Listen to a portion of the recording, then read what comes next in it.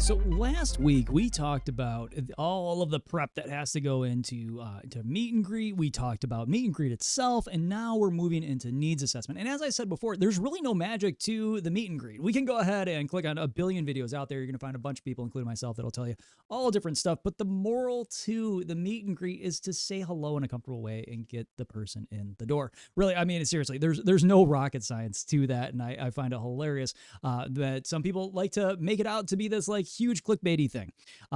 There's nothing crazy with it. And people don't decide whether they're going to buy from you in the first 15 seconds, but they're sure as heck going to make a decision on whether they want to work with you much further within 15 seconds. So that all being said, let's move on to the needs assessment. So you said hello to the client, you're bringing the client on in. Now, a couple of things we have to understand with this is that we are customers. Okay, not in this particular scenario of working with the customer, but we are customers day to day. We go out, we shop, we buy things, so on and so forth. But when we go ahead and we do this shopping thing, we have intention. And intention means that we have our own roadmap on how to go ahead and buy something. But unless we talk to a consultant, there's really no clear, defined way of us being able to comfortably give that to somebody. But this is what we do. We go out, we hunt, and then all of a sudden somebody asks us, hey, do you need help? And we give a reflex objection.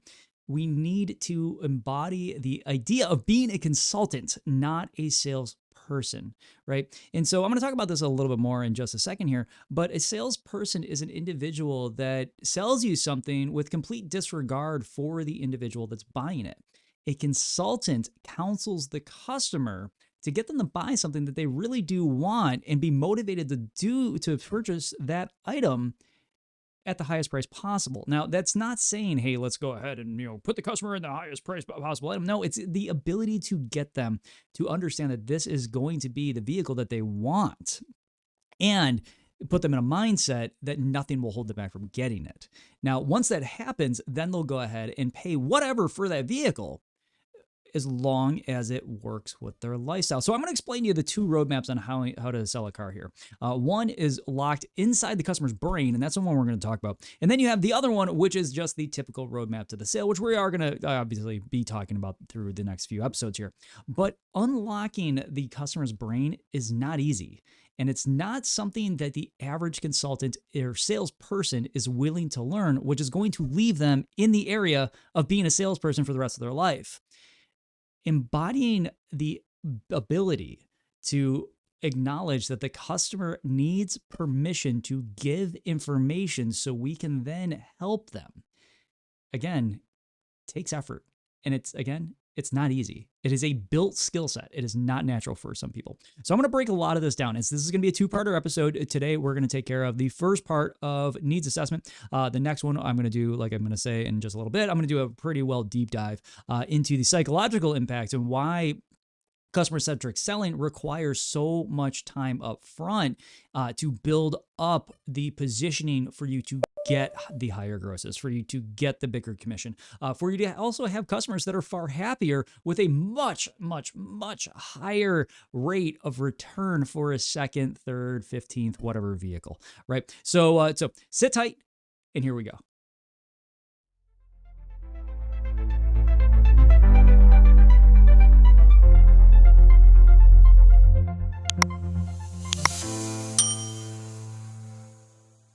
All right, so as I said before, there's two roadmaps on the road to the sale. The first one is going to be all about the typical, hey, here's how you do the meet and greet, here's how you move along to delivery, right? And so we know that it doesn't change. It's the same in almost every business that you go to. If you're selling cars or you walk into a place selling high-end clothing, the process essentially stays the same. It doesn't really change.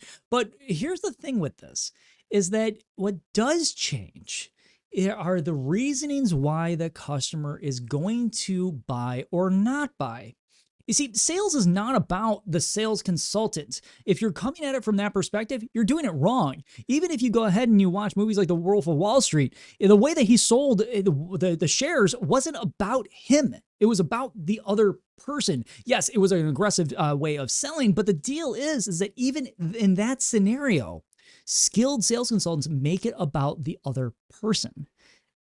This is where it happens. This is where the profit is built up. The profit isn't built up in the fact that, well, we found a car that you absolutely love.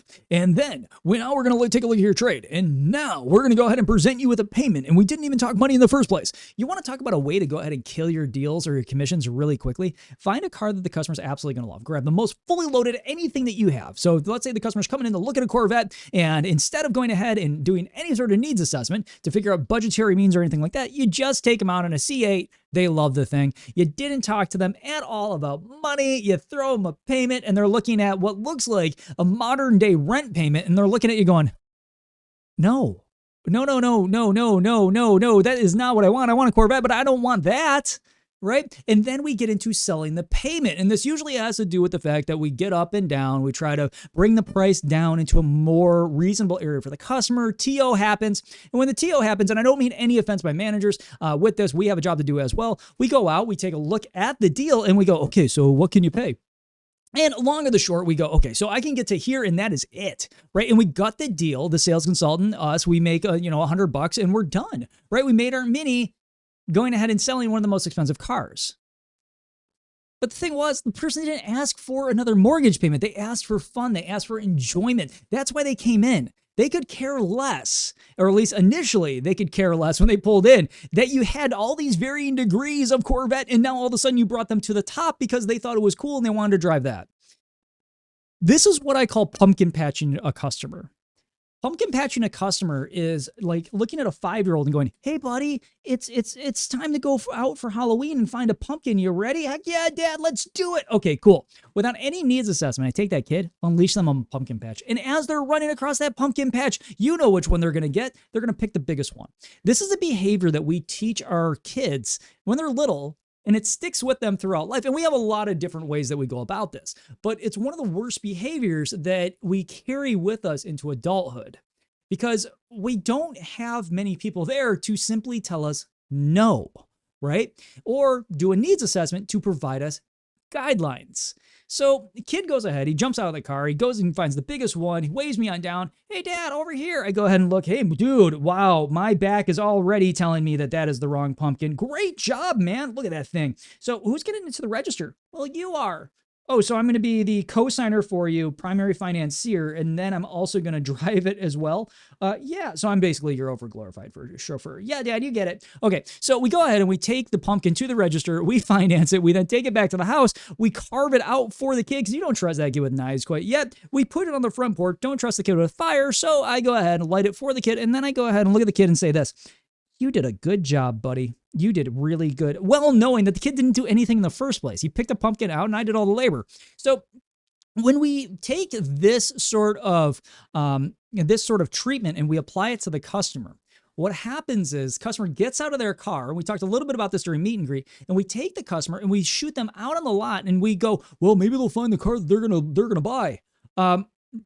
Maybe if it's going to the used direction, cool. If they're going to the new direction, we got a problem. Okay. And even if they're going to use, you kind of have a problem too, because the customer is going to do the pumpkin patch. They're going to go out, they're going to find the car that has all of the stuff that they want and desire. Okay. Meaning that, oh, it's got the chrome wheels. It's got the window tinting already on it. It's got the running boards. It's got all the stuff. And that is what they're going to say, I need. Cool part about needs and wants is that when you start to dig into them, it's all a series of wants, right? Some wants just have more gravity than others. So try this on. Customer goes ahead and they wheel into your dealership. Their car is still running, right? It doesn't have any problems. You talk to them and the customer goes, well, I don't have any kids. But I need a 3-row vehicle. Okay. So let me get this right. So you don't have any kids, but you want a 3-row car. Yes. Why? Well, I have all this stuff going on in my life. Okay. All right. Hold the phone here. So you don't have the necessity for 3 rows.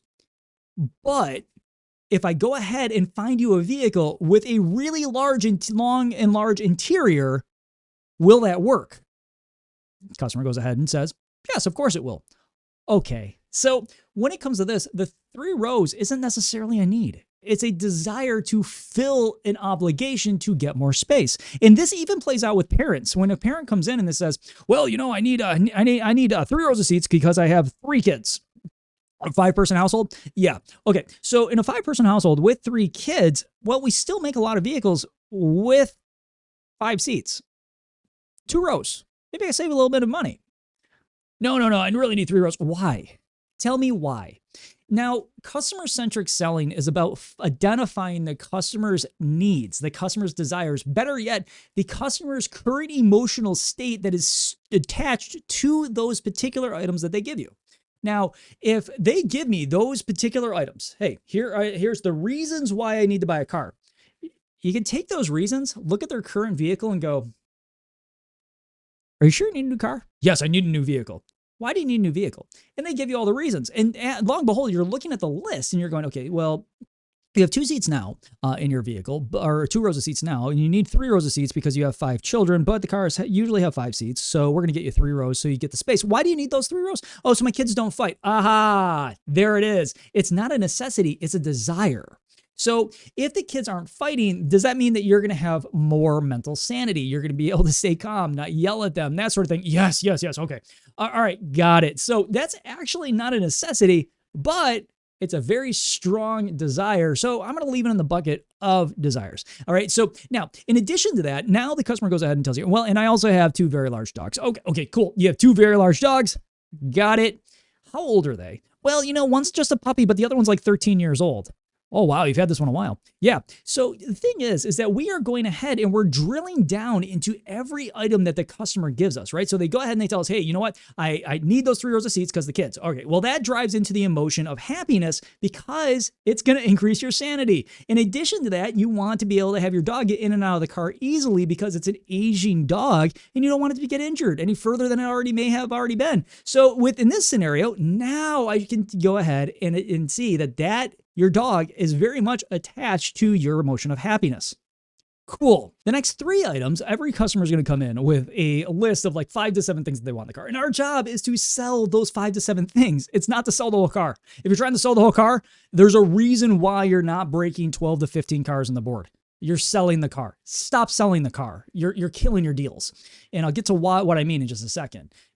So you got these next 3 things. So you got the people, right? All the people in the car, you got the dogs. And then what are the treat yourself items? What are the items on the vehicle where I can look at you and go, hey, listen, if you had the ability to bougie it up a little bit, what would you get? And now the customer goes, hey, listen, I also need Android Auto. I also need a ventilated seat. I also need something along the lines of, let's say, a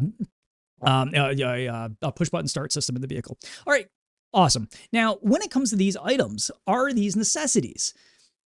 Apple CarPlay, not necessarily, right? Because we've driven around this earth without Apple CarPlay for so long that when it comes down to it, it's not really a necessity. So what do you like about Apple CarPlay? Well, I saw it in a friend's car. It was really cool. I was able to pull maps up. Siri was there, all blah, blah, blah. And all of a sudden the customer's starting to get excited. All right, I'm going in the right direction.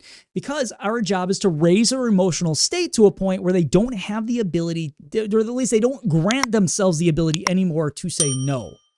Okay, so now the customer's at a point where, okay, Android Auto, Apple CarPlay, he's making me justify it. Yeah, why do you want it? All of a sudden, now the customer does a drill down into all the reasons why they want Android Auto, Apple CarPlay. Guess what they just did? They just taught you how to sell them Android Auto, Apple CarPlay. You cannot get that information on the lot. You got to be looking at the customer in the eye. Tell me about it. Now, what are the other 2 items? Well, we did have the ventilated seat there. Well, ventilated seat, I cannot justify the necessity of it. It is just really nice to have inside of a vehicle. I mean, air-cooled seats are always awesome, but that is definitely connected to an emotional state. And so that is, again, going to come back to the whole happiness item. And then the last one on here was push button start. Now, push button start can be there for a billion reasons. Maybe the customer just wants it because it looks cool. Just get them to tell you why these items are something that they desire. Don't simply just take it for face value of, oh, okay, well, you have 3 dogs or you have 2 kids or whatever it might be, and then just start throwing things at it. Because here's the thing.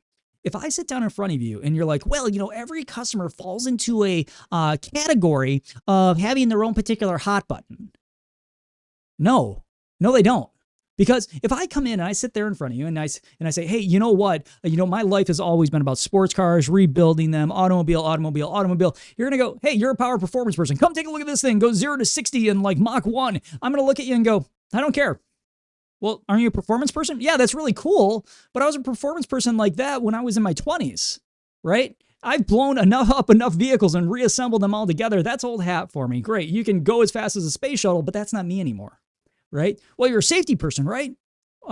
Yeah, I've wrecked quite a few cars, and there is a part of me that's very much a safety person. Well, take a look at the latch system. Well, did you ask me about kids? Because as soon as you show me the latch system, I'm leaving. I don't have kids. So we need to be respectful. So what's the whole point of this needs assessment thing? The whole point of the needs assessment is to get a conversation going with the customer where you and the customer can get on the same emotional page, or at least you can see the world through the customer's eyes. Because this whole idea... And so I'm gonna rewind the clock way back here for a second. The whole idea when you hear somebody go ahead and say, well, buyers are liars. Bullshit. Straight up. It's BS. And the reason that I say that it is absolute BS is the vast majority of people walking through the front door are actually there to buy a car that day, but are asking for help in the only way that they know how, by going ahead and giving us any answer that they can possibly think up right then and there. And for those of us that are like, well, buyers are liars. Why? Because they said they were just looking. Right? We always go places. Like, let's say you walk into Best Buy or you walk into wherever. They come on up to you and go, hey, I'm not even on commission here. I'm just here to go ahead and see if you need assistance. Oh, I'm just looking. 3 seconds later, you're looking for that person that was there to help you. It's a reflex objection. Don't go ahead and rely on the fact that, well, all buyers are liars because they all want to pay $250 a month and they all say they're just looking. No, these are reflex objections. Stop being a salesperson. Be a sales consultant. Level up your game by a factor of 20. When it comes down to it, our job is to learn who this person is. And once we know who they are, sell the vehicle based on those emotions that are attached to those particular features. So there are some rules to keep us in check. Now, these particular rules that are there to keep us in check are there to provide us guides to get the information properly. Now, you will hear people go ahead and say, well, sit down and just ask them a bunch of questions and figure out, what vehicle they want to see and a couple needs and wants. No. Because I'm not going ahead and spinning my wheels and wasting 45 minutes or an hour of my time just simply to figure out a couple things in the car. I need them to trust me. And so here are the rules. The first rule many of us have heard of before, and it's very well documented across many different publications, and that's the 80-20 rule, right? 80% listen, 20% talk. Crazy simple. My old used car manager used to stand up in the corner when I was sitting down with a customer for literally like an hour and 20 minutes getting to know them. And he'd go ahead and say, Andy, 80-20 rule, shut the hell up. And I always like laughed inside because I knew what he was thinking. I lay that against what I'm doing. And I'm like, dude, you are so much on a different planet, but I understand what you're saying. I got to hurry this thing up. So you don't want to sit there all day with a customer. But the more you can get that customer to speak about themselves, better off you're going to be, which leads into number 2. So 80%, 20%, 80% listen, 20% talk, right? So the majority of the time, customers talking. But 90% of the conversation must be about the customer. And this rule is very hard for the average person to embody. And the reason is that it feels unnatural. But once you start to realize how it works, well, all of a sudden you see your gross profit naturally just starting to increase. And you really didn't do much at all. You just embodied the rule. And 90% of the conversation has to be about them and only 10% about the product of which you're selling. Well, that sounds counterintuitive. Well, actually, it's not, because human beings love to talk about themselves. They love to talk about themselves to lengths that are just absolutely insane.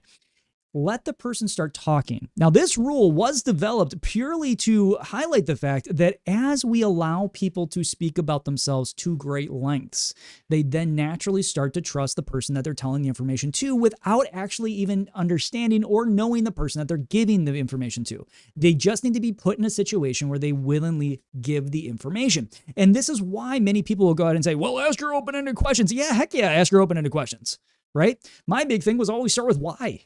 Get the customer to justify why they're sitting there in front of you. Now, some people will go ahead, and maybe you're even thinking this now, why would have the customer justify anything? Well, a couple things.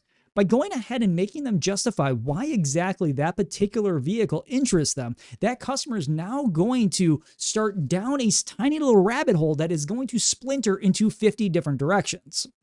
So, I want this vehicle because it has all the seats. I want this vehicle because it has all the power. Okay, cool. What are you going to do with all that power? Man, I'm going to take that thing out to the racetrack and blah, blah, blah, blah, blah. Okay, so now I know that they're in the racing. And I can start to go down that path and keep the customer talking, because the more they talk, the more they bond.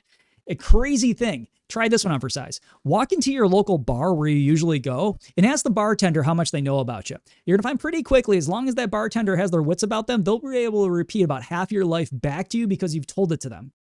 Now think about how much you know about that person's life. And pretty soon you're going to go, oh crap, I don't know anything about that person. Yeah, because they've been working with you to go ahead and get you to divulge information about your lives, even though they probably don't care about your life.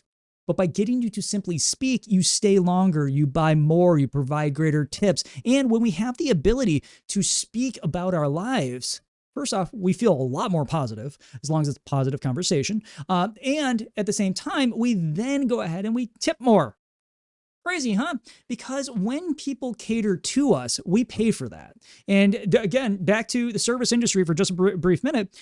If you are working with your server and your server goes ahead and provides you exemplary service, you usually will tip more than the 15 to 18%, right? If the customer goes ahead or the server goes ahead and gives you terrible service, or the bartender does, you're going to see how low you can tip, maybe not even tip at all, and you're going to walk out or run out because you're just like, the heck with that. That was a terrible experience. Why am I going to pay extra for that? You got to be kidding me. So if the tipping system is there and it can be essentially manipulated by going ahead and making somebody happier or less happy, that means that we can dictate our income. Whoa, dictate your income in automotive sales? Yeah. So when you sit down with the customer, figure out their life, figure out who they are. Now, this is going to be a two-parter. So the first part of this is getting us all to just understand that, get the customer to speak, have a conversation, and don't be afraid to have a conversation with that customer and let it go 20, 30, 40 minutes. Let them speak. The more they speak, the more you're going to learn about them. The more you learn about them, the more they're going to straight up give you directions on how to sell them something. And this is just by going ahead and figuring out, why do you need that? What is that going to do? How is that going to improve your life? Now, don't obviously sit down and interrogate them, but get them to divulge the information. Then when you walk out to the vehicle, you can take that information and sell those 5 to 7 reasons that brought the customer on in based on their life. Yeah, you take their life, you validate it for them, which then in turn gives them permission to buy the car. Yeah. It's that easy. And which is kind of the funny part when it comes to automotive sales, is that we spend far too much time battling ourselves when we should just simply be getting to know the person that's on the other side of the table. And as soon as you get to know the person that's on the other side of the table, you have the ability now to select a vehicle for them.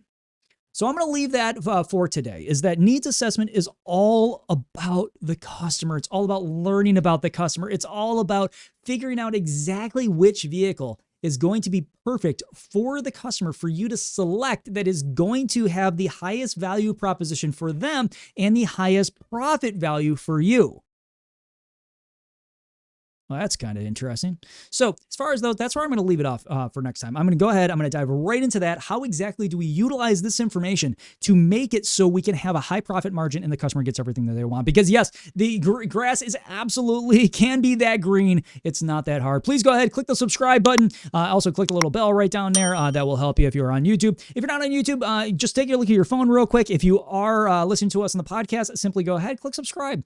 Get that next one that is coming on now. Part 2 is again going to be all about connecting the dots and being able to build up a walk around that is going to be incredibly profit driven based off of the customer. All right, everybody, that is this week's podcast. Please subscribe. I will talk to you all next week. Happy selling out there. I wish you all the best, and I will talk to you soon.